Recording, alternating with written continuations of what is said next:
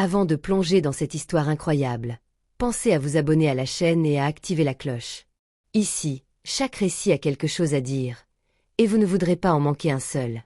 Dans une banlieue paisible de l'Arizona, là où les couchers de soleil embrasent les montagnes superstitions et où l'air sec semble suspendre le temps, vivait un homme du nom de Walter Claiborne. Il habitait à Mesa, une ville où les journées étaient longues, les voisins parfois trop proches, et la mémoire avait parfois du mal à cohabiter avec la modernité. Walter avait 62 ans, le visage buriné par les années passées sous le soleil du désert, les épaules un peu voûtées, non par l'âge, mais par un chagrin discret et profond. Ancien ingénieur civil, il avait supervisé la construction de ponts, de routes et de bâtiments à travers tout l'État. Son esprit était précis, méthodique, habitué à résoudre les problèmes par la logique et l'endurance. Mais rien ne l'avait préparé à vivre seul après le départ de Margaret, sa femme, emportée par un cancer 8 ans plus tôt. Ils avaient vécu plus de 30 ans dans cette grande maison de style ranch, aux murs couleur sable et aux volets bleu pâle. Margaret l'avait décorée avec soin, mêlant souvenirs de voyage, plantes grasses et meubles patinés par le temps.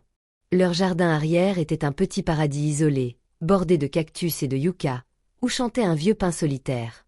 Et en son cœur, brillait une piscine creusée à la main par des ouvriers mexicains que Walter avait engagés lui-même. Ce bassin, rectangulaire et profond, au reflet bleu cobalt, n'était pas qu'un luxe. C'était un projet de retraite, un rêve que lui et Margaret avaient nourri ensemble, brique par brique. Ils y avaient passé des soirées d'été à regarder les étoiles, des après-midi à rire, à lire, ou simplement à flotter côte à côte, sans un mot. Chaque carreau, chaque pierre autour du bassin avait été choisie avec soin. Margaret voulait que ce soit leur dernier grand chantier. Mais depuis sa mort, Walter ne s'y baignait presque plus. Il continuait pourtant à l'entretenir avec une rigueur presque militaire. L'eau était limpide, les filtres impeccables, les margelles nettoyées chaque semaine. Ce n'était pas un simple réflexe, c'était un rituel de deuil, une manière pour lui de garder un lien invisible avec sa défunte épouse. Il laissait la piscine prête, comme si elle allait revenir à tout moment, comme si elle allait sortir de la maison en souriant et lui dire « Elle est bonne, viens avec moi ». C'est cette constance, cette beauté entretenue dans le silence, qui finit par attirer l'attention du voisinage. À mesure que le quartier changeait, que les anciens propriétaires partaient et que de nouveaux, plus jeunes et plus insouciants, s'installaient, la piscine de Walter devint un objet de convoitise. Une oasis que les autres désiraient, sans comprendre ce qu'elle représentait. La famille Turner, par exemple, venait de la côte. 3 adolescents turbulents, des parents débordés, et une éducation laxiste. Dès qu'ils apprirent que le vieux Claiborne s'absentait souvent pour des balades ou des courses à l'autre bout de la ville, ils commencèrent à sauter la clôture en bois blanc. Cela commença par des plongeons furtifs, puis devint des après-midi entiers de cris, de ballons qui volaient, de canettes de bière abandonnées sur les rebords, de mégots écrasés près des parterres que Margaret avait plantés. Un autre couple, les Morgan, jeunes, élégants et ambitieux, y voyaient une opportunité de briller. Ils organisaient des pool-parties secrètes, invitant leurs amis et prétendant que la piscine leur appartenait. Il n'était pas rare que Walter découvre au petit matin des traces de pas mouillés sur sa terrasse, des verres brisés dans le gazon, ou pire, ses chaises longues déplacées comme si son jardin était devenu un décor de location. Walter, fidèle à sa nature réservée et bienveillante, avait d'abord tenté de gérer la situation avec calme. Il avait laissé des petits mots polis sur la clôture. « Merci de respecter cette propriété privée. » Piscine non ouverte au public. Il avait aussi frappé à la porte des Turner un soir, apportant même une vieille photo de lui et Margaret dans la piscine, espérant éveiller un peu d'empathie. Mais il n'avait reçu que des sourires gênés et des excuses creuses. Rien n'y faisait. Chaque intervention semblait les encourager davantage à profiter de sa passivité. Il n'était plus Walter Claiborne, ancien ingénieur respecté, il était devenu, à leurs yeux, le vieux monsieur qui ne dit rien. Et puis vint ce dimanche après-midi doux, écrasé par la chaleur. Walter, parti plus tôt faire ses courses au centre-ville, rentra vers 15 heures, une casquette sur la tête, un sac de provisions dans les mains. Avant même de poser les pieds dans son allée, il entendit la musique forte, saturée, les basses faisant vibrer les vitres. Son coeur se serra. En franchissant le portail, il vit 9 personnes dans sa piscine. Des jeunes, la vingtaine à peine. Des bouteilles de bière à la main, des cigarettes aux lèvres, une fille allongée sur la chaise longue de Margaret, dans son vieux peignoir qu'ils avaient dû prendre dans la remise. Personne ne se retourna immédiatement. Il était invisible. quand il s'éclaircit la voix et dit calmement. Excusez-moi, c'est chez moi ici. Une jeune femme, les lunettes de soleil baissées sur le nez, ricana et lança. Mais qui êtes-vous, papy? C'est pas à vous, cette piscine. Ce fut le moment précis où quelque chose se brisa en lui. Pas la colère. Pas la peur. Quelque chose de plus profond, le sentiment d'avoir été effacé. Il referma la porte de la maison. Posément. Ses mains tremblaient. Il resta debout pendant 1 heure sans bouger, fixant les carreaux de la cuisine, le bruit des rires filtrant jusqu'à lui comme des moqueries lancinantes. Ce soir-là, il ne dormit pas. Il s'assit sur le lit qu'il n'avait jamais changé depuis Margaret, et comprit une chose essentielle. Ce n'était plus une simple nuisance. C'était une expulsion symbolique de sa propre existence. Et désormais, Walter Claiborne allait se battre. Mais pas avec des cris. Pas avec des menaces. Avec ce qu'il connaissait le mieux, la stratégie, le détail et la patience du bâtisseur. Le lendemain matin, la chaleur déjà pesante d'où s'infiltrait par les fenêtres ouvertes de la cuisine. Walter s'assit lentement à sa table, un vieux meuble en chêne massif hérité de Margaret, dont les coins étaient usés par le temps et les repas partagés. La lumière filtrée illuminait une pile de papier froissé, des brochures de matériel de sécurité, et un carnet usé aux pages jaunies, posé là depuis des années. Il ouvrit ce carnet, celui où il avait autrefois griffonné des plans, des croquis de ponts et d'ouvrages, mais aussi des fragments de pensée, des souvenirs de Margaret. Aujourd'hui, il n'allait plus se laisser envahir par la colère ou la tristesse. Il devait agir. Mais à sa manière, discrète, méthodique, réfléchie. À l'image de l'ingénieur rigoureux qu'il avait toujours été. Walter posa son stylo sur la première page blanche, puis commença à écrire. Pas un cri, pas un appel à la colère, mais un plan d'action précis, presque militaire.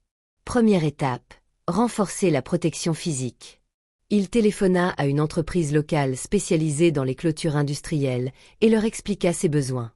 En moins d'1 semaine, une solide barrière en métal noir, à la fois moderne et robuste, fut installée autour de la piscine.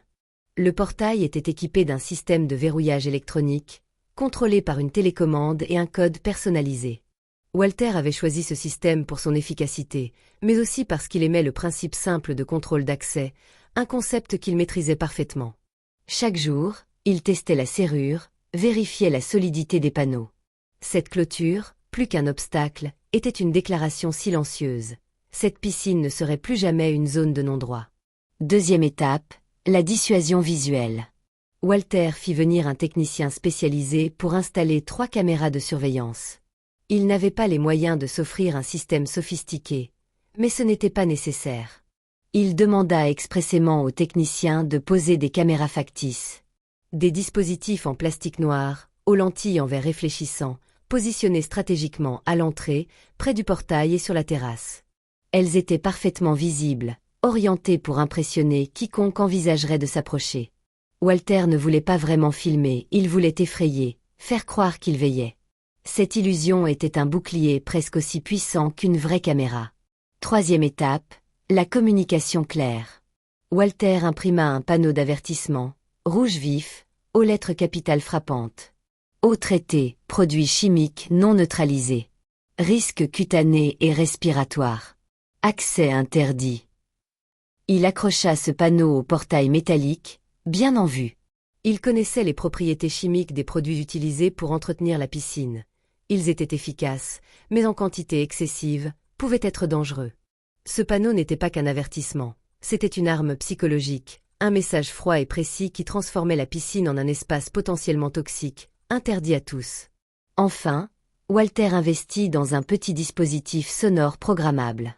Il le cacha parmi les buissons près de la clôture. Chaque fois que quelqu'un s'en approchait trop près, un capteur déclenchait une voix synthétique, claire et glaciale, qui résonnait dans le jardin désert. « Vous êtes filmé. Quittez immédiatement les lieux. Les autorités ont été prévenues. » Cette voix électronique, sans émotion, implacable, semblait venir d'un futur où la technologie remplaçait la présence humaine. Walter trouvait un étrange réconfort dans cette froideur mécanique. C'était sa façon de dire « Je veille, je ne suis plus invisible ». Il programma la diffusion sonore pour qu'elle fonctionne jour et nuit, même lorsqu'il n'était pas là. Ce haut-parleur devint son prolongement, sa sentinelle invisible. Après avoir mis en place toutes ces mesures, Walter s'assit dans son salon, regarda par la fenêtre cette piscine désormais protégée, isolée derrière la clôture industrielle. Il y avait un mélange de fierté et de tristesse dans son regard. Ce combat silencieux, il le menait pour lui-même autant que pour Margaret. Pour leur souvenir. Pour le droit à la paix et à la dignité dans ce qu'il restait de leur maison. Et puis, il attendit. Le lundi suivant, la chaleur retombait doucement tandis que le soleil amorçait sa descente, inondant la banlieue de Mesa d'une lumière dorée et tamisée. Les Turner, habitués à leur routine quasi quotidienne, s'avancèrent sans méfiance vers la piscine de Walter. Leur esprit était déjà tourné vers la fête improvisée qu'ils allaient organiser, comme d'habitude, cris, éclaboussures, musique à fond, et cette sensation de liberté éphémère. Ils ne regardaient jamais vraiment la clôture ni les panneaux. Pourquoi le feraient-ils? Après tout, cette piscine leur appartenait presque. Mais cette fois, dès qu'ils furent à quelques mètres, un son mécanique et tranchant déchira l'air. « Vous êtes filmés. Quittez immédiatement les lieux. » Le haut-parleur synthétique, froid et impersonnel, fit sursauter les adolescents. Leurs rires s'éteignirent brusquement, remplacés par un silence lourd, presque incrédule. Puis vinrent les cris paniqués. « C'est quoi ce délire ?» hurla le plus grand des Turner. « Ils ont mis des caméras ou quoi ?» s'exclama une autre. « Faut qu'on dégage d'ici, sérieux !» Sans même se concerter, ils prirent leurs jambes à leur cou, bondissant par-dessus la clôture métallique comme des lièvres effarouchés. La peur, même infondée, avait fait son œuvre. Leur assurance d'habitués s'était volatilisée en un instant. Rapidement, les événements se transformèrent en légendes urbaines, déformées par le bouche à oreille et l'imagination fertile des voisins. Dans les rues, au café du coin, dans les cours d'école, les rumeurs s'enflammèrent. « ¿Tú sabes pas? Il a mis un gaz dans l'eau. Un truc vachement toxique. » Mon cousin a entendu qu'un gars du quartier a sauté dans sa piscine. Il est allé direct à l'hôpital, une éruption horrible. Ils bossent pour une boîte militaire, ils font des tests secrets dans sa piscine, genre des trucs ultra dangereux. Chaque version était plus dramatique que la précédente, et personne ne semblait vraiment savoir où était la vérité. Walter, lui, restait silencieux. Il n'avait rien dit, rien expliqué. Chaque matin, il entretenait sa piscine avec un soin presque rituel. Il nettoyait les margelles, vérifiait les niveaux chimiques, lissait la surface de l'eau d'un geste lent et précis. Toujours propre, toujours vide. Peu à peu, quelque chose d'inattendu se produisit dans ce quartier tranquille. La perception que les voisins avaient de Walter changea subtilement, presque imperceptiblement d'abord, puis de plus en plus nettement. Ce vieil homme, jusque-là perçu comme un retraité discret, voire un peu naïf, se mua en une figure d'autorité silencieuse. Les regards furtifs et indifférents furent remplacés par des saluts respectueux.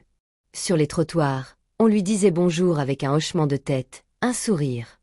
Un matin, alors qu'il tondait la pelouse, une voisine, Madame Ramirez, vint timidement frapper à sa porte. Elle était venue chercher un conseil, une parole d'homme d'expérience. « Walter, j'ai entendu parler de ce que vous avez fait. Cette piscine, ça impressionne. » « Je ne cherchais pas à faire peur, juste à protéger ce qui m'appartient, » répondit-il doucement.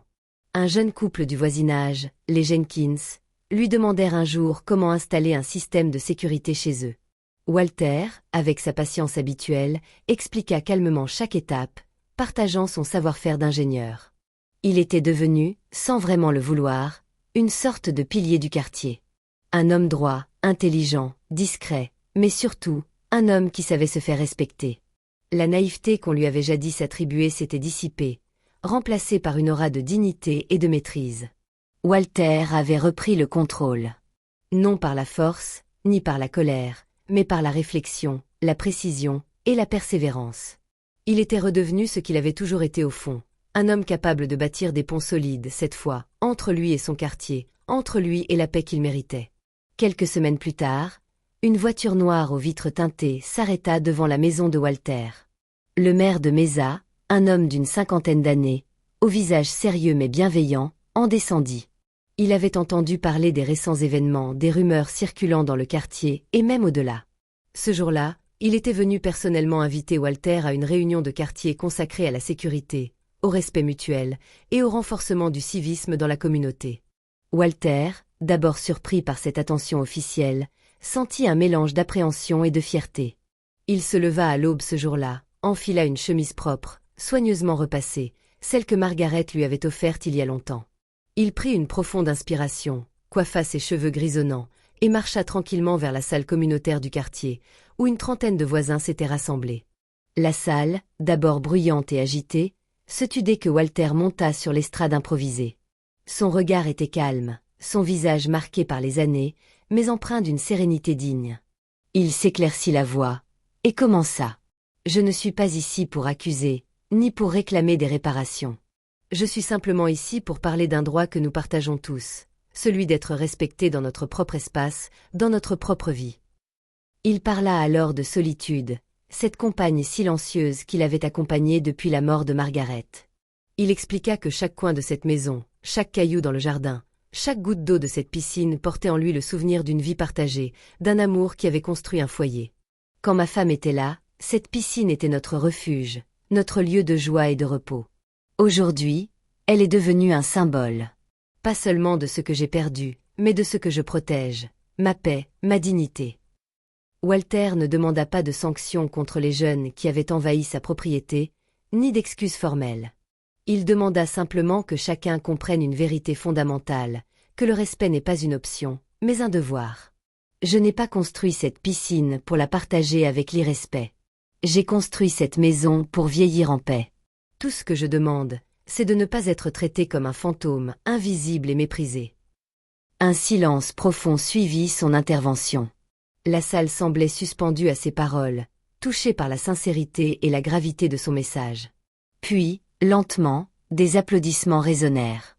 D'abord timides, puis plus chaleureux. Aujourd'hui, Walter Claiborne nage chaque matin dans sa piscine, seul, sous le ciel clair de l'Arizona. La tranquillité qu'il cherchait est revenue, mais elle est désormais accompagnée d'un respect renouvelé. Les voisins l'appellent Monsieur Claiborne avec une politesse qui sonne juste, sans condescendance. Les Turner, les Morgan, et tous ceux qui l'avaient ignoré ou méprisé ont appris une leçon essentielle. Il ne faut jamais sous-estimer la patience d'un homme blessé, ni la force tranquille d'un esprit juste.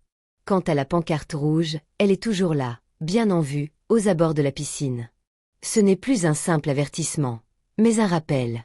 Celui qui protège sa paix devient plus fort que ceux qui la volent. Cette phrase résonne désormais comme un credo, une invitation à la réflexion et à la bienveillance. Car la véritable force ne réside pas dans la confrontation bruyante, mais dans la défense sereine de ce qui nous est cher.